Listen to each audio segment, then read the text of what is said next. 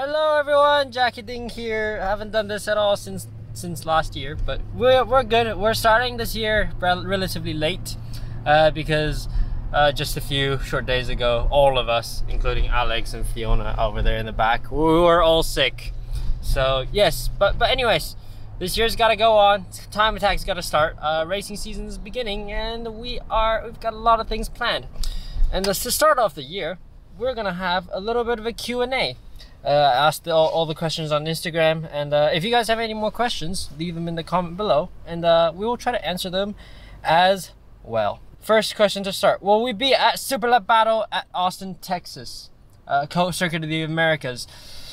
Fiona will. Fiona kind of has to. We bought ticket for her already. Say hi, Fiona. Hi. Yeah, Fiona is 100% doing a Grid Life Touring Cup this year, so that's a very interesting endeavor and a very interesting challenge, because she never raced Wheel to Wheel before. So this is a whole new series and a whole new challenge, fresh for Fiona. We're building the Pika S2000 for Wheel to Wheel as we speak. We'll have more progress for you on that. I haven't bought ticket for the Time Attack side of things, namely because it is very expensive in terms of a ticket, but also I just want to make all of travel plans 100% certain before we actually pull the trigger and buy this ticket. But most likely we're doing this one too. What's happened with the S2000? You mentioned unlimited class. Yes, that's something in the works. We're working on the S2000 well, the engine's already sold, so that's coming out. Working on plans with what to do with it, but eventually it's going to be a limited / track modified class Time Attack competitor to begin with, and then unlimited once we have all the bugs and all the trickiness sorted. So keep your eye out for that one. Best tip for people wanting to get started with track day and racing. Alex, care to start on that one? Depends on what car you have, but typically the best is just find a local track, and there's always, you know, HPD events. Send it. I mean, serious, just send it. Yeah, guys, there's a few bare minimum that we highly recommend you to do, like the usual fluid change, and we highly recommend at least have some decent brake pad and brake fluid, because that's safety. But just try a day and see how you like it and go from there. Next question: how do you learn about how did you learn how to race cars? Like any books or trial and error? Books, anything Ross Bentley writes, I think it's a good safe start. He's a very accomplished racing driver, and the dude absolutely knows what he's talking about. Read the books. It's good books. Actually, I have it in my bag. Yeah, Fiona still has one in the bag. No. Trial and error, plenty. Most of my experience comes from crashing the cars. It's funny, but it's true. Learn from making mistakes. That's gonna be big. That's huge. More upgrade for the Supra? Yes, a lot.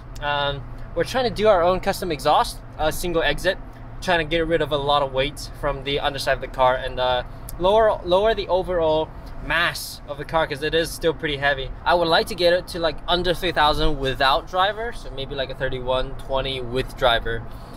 Still quite a few things to do. Keep you posted on that. Lots of mods coming, and we're working with AMS Performance, obviously. And oh boy, we did a quick little meeting with them the other day, and the amount of stuff that they have working on is quite mind-boggling. Can't really tell you what they're working on yet, but they're cool. It's cool. Feed Fiona. Yes. Goals for 2020 and goals for 2030. 2020, make sure the Supra beats the GT4 Supra. Yes. Make sure the Supra can be really fast as a street class, street modified class. Actually, because for what's interesting for this year, because for the last few years, everybody all following the whole street class Time Attack is it's getting out of control. And so for us, the goal from day one for the Supra is it has to be streetable. Jackie has to be able to take me out for dinner in the Supra, or ice cream. So that's one of the things that's actually officially making to the rule book for Grid Life is that your street car is supposed to be that you can actually take your significant other for, you know, nights out and ice cream kind of stuff. In my case it's Alex, not Fiona, sorry. And for Fiona, what's your goal? Do well in GLTC and eventually go into pro racing. That's my end goal for 2020. I mean, like not 2020, the next decade. By 2030, I want to retire. by 2030, I want 1 million subscribers. How many of you would actually love to see, say, live stream at event as everything unfold from, say, any of the event that we go to? Leave us a comment if you'd like to see that. That's Yeah, something if you want to see trackside live stream, just let us know. We can try and make that happen. Favorite attribute of the Supra that you're excited for / about? Just a surprisingly nice car. I like the headlights. You like the headlights? Yeah. They're very expensive. They're about $3,000 each. I also like that control arm. Cause you keep bending it, you dummy. I like the fact that there's so many people trying to make it go fast, and I like the fact that we happen to be one of the fastest with it right now. AMS, to be having them on board as such a big partner is huge. We can make 800 horsepower with it if we want to. We walked into AMS the other day, and they just from like talking, they're like, "You want a new turbo?" And then one guy's walked into the back, and next thing you know, they dropped out 3 turbo kits. That's how you know it's real. So yeah, Supra is just, it's exciting because there's so many new things with it, and I can't wait to see what we can do with it. What's a major goal that you hope to achieve? Win a championship with the Supra. Actually though, I would like to win a time attack championship. I would like to win the Grid Life Street Modified Championship for the year. We've always been close. We've always been kind of like in the running for a championship, but last year we kind of gave up early because the Supra is starting fresh. I started racing that in Street Modified class, even though we know it wasn't going to be that competitive. But this year, I think it's going to be, and I want to go for that championship. If you have to choose between ramen or Fiona, Ooh, tough one. would it be miso ramen or shoyu ramen? Miso chashu preferably. I'll do the same. Fiona would do the same. Yes. Why did you choose to go with the red for the second Supra? I chose it because it was the cheapest Supra I could find.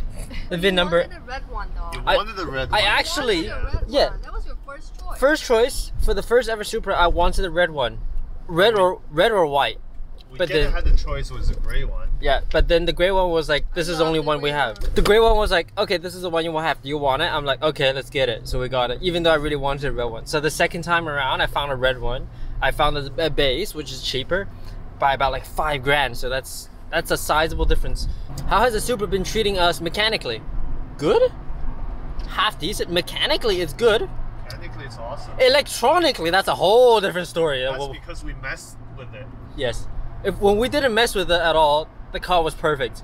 Now that we started messing with it a little bit, it started showing a little bit more BMW syndromes, but it's understandable, and we can fix it. We can get on with it, and we can start like sorting it out. So give it some time.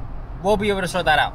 Yeah, because we were just saying like the Supra is like a girlfriend at this point. It's like every once in a while she's unhappy, and then you're like, okay, baby, tell me what I did wrong. Then the Supra will be like, you know what you did wrong. So you're kind of mentally processing, okay, I did like 8 things wrong, but exactly which one is she referring to? There's no way for us to know for sure which one we did caused her to unhappy. So that's what we want to change as soon as possible. Resident female and BMW electronic expert, everybody. Well, you do track breakdown, like tricky sections and braking zones, lines, etc. Yes. Educational videos, I hear you guys. We'll be doing a lot more educational videos. How to get started going to racetracks, how to prepare for a certain racetrack, how to prepare for a track day, what you need to do, what you need to like prepare mindset, like sim racing, all of those. We will get on those. We will have videos for that to come. So stay tuned. Track breakdowns, 100%. Gingerman, Mid-Ohio, Coda even. I'm not that good at Coda, but I can do my best to give you a decent enough breakdown. In your opinion, is it true that thirst for horsepower is infinite? It's never enough. I think at some point I will say it's enough horsepower, but I will never. For me, the thirst is not horsepower. The thirst is lap time and speed. Like, you always want to be faster. If I can go faster with just the same amount of horsepower, I'd pick that over adding more horsepower. But yes, having had a Supra with turbos and everything, and it's so easy to make power, it is nice to have power. I will have, you know, we know, you guys seen me drive the S2000, and I know the plucky underdog story feels good, and we try really hard. But like, when cars walk you by like 7 car lengths out of a corner, you get discouraged. You really do get discouraged. Like, eventually you feel bad about it. But yeah, we will build it in a lightweight car just to go chasing corner apex speeds. My car? Not yours. That's another secret special project. But yes, what will Alex do with the old Subaru now that he has a more retired role to driving? Oh shit! Drop the camera. Subarus bring fear to my mind. Go. I don't know what to do with it. I mean, it's fine. It doesn't need anything. It runs and drives. It's not breaking any record, but it's also not breaking any parts. So I'm satisfied with the car as is right now. So if there's any event, I don't need to, you know, do a lot. I can just bring the car to event and drive it. So maybe that's what I do if there's an event or a track that I really want to do. And I just bring the car just to have fun. The have fun car now. Alex is officially retired from competition because fixing Subarus that break on a racetrack is really expensive. Yes. Do you think you will be faster than the GT4 cars with the Supra A90 next year? Yes. Yes. That's not next year. Actually, like right now. Right now. It needs to happen this year. It needs to happen. I'm hoping that we'd go like a 128 for GTA Atlanta in May, because that's gonna be boom. We've done it. We just not gonna just do it. We're gonna do it with AC and stereo. What happened to the AE86? As much as I want to tell you, I'm wondering the same question, because this guy who's helping me fix the AE86 randomly stopped replying to my messages. So I don't know about what's happening to the AE86. See, your A6 is not there anymore. Yeah, it might just be gone. But yeah, I have a huge amount of motivation right now to finish it. My loyal Instagram followers, you will know that I suddenly had a crazy inspiration, crazy need, desire to build an N2 spec, N2 style, GLTC spec AE86 so I can go race with Fiona and GLTC as well. Are we going to see anything on the Evo 10? That's Alex's question. Not my immediate concern, but hopefully sooner than later. Okay, sooner than later. Yeah. Evo 10 content sooner than later. Sooner than later. What mod did you do? What mod done to the Supra did the most impact / result at the racetrack? Tire, probably. Wheels and tires made a big difference. You know, you guys saw freaking on the Pilot Super Sports, it was not gripping. So as soon as I switched to like a 200 Trower tire, it made a world of difference. But I think, honestly, even just the tires made the car like still oversteery, and the suspension setup, I think, and the aero, and you know, the whole suspension overhaul that we did really calmed the car down, really made it a lot more stable, so I can throw it around with a lot more aggression and be able to drive it harder. Are we doing CSCS? Not right now. We didn't put that on the calendar because they don't have any dates yet. Because we don't actually have the CSCS calendar schedule yet, so we don't know when their events are.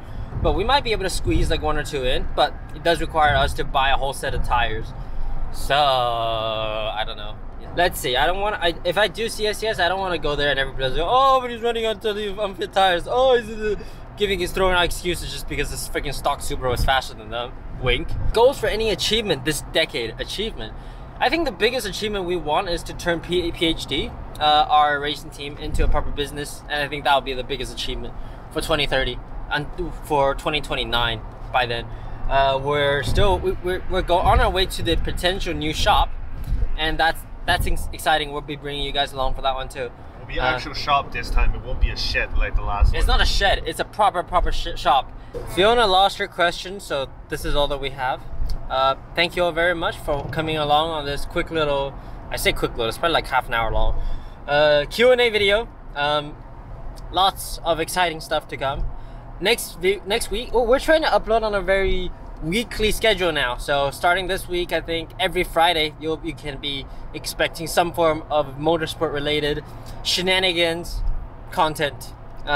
If not, we'll just upload a video of Jackie rapping. That may or may not be happening. Expect lots of new content, expect lots of new ideas, expect lots of educational videos, and expect lots and lots of Fiona, and lots more fun for the rest of us too. Thank you all very much for watching. Take care. Goodbye.